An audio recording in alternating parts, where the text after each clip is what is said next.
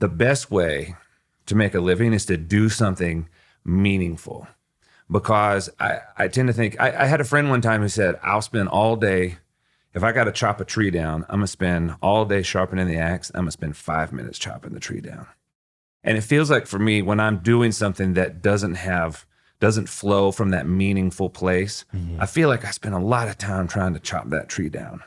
Right? I spend a lot of time trying to get people to pay attention to my music or to buy tickets to my shows or whatever it is that I'm trying to do to, support my family or grow my business. But when I make something with meaning, I still have to do those other things, but it's just a sharper axe. It just moves so much better. It has such a greater impact when it comes from that meaningful place.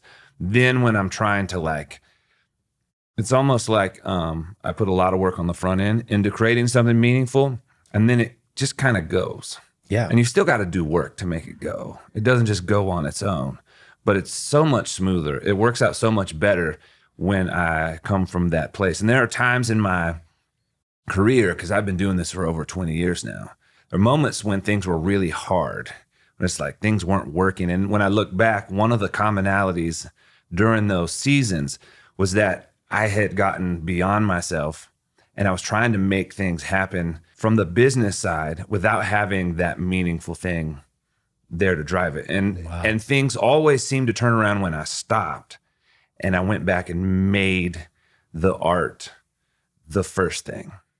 When I dug into the art, instead of trying to find the audience for the art, it's like I'd stopped and started making stuff again that mattered. And then it became easier to find an audience when I was doing something that mattered than to take something that may just be a good thing and try and force it on an audience.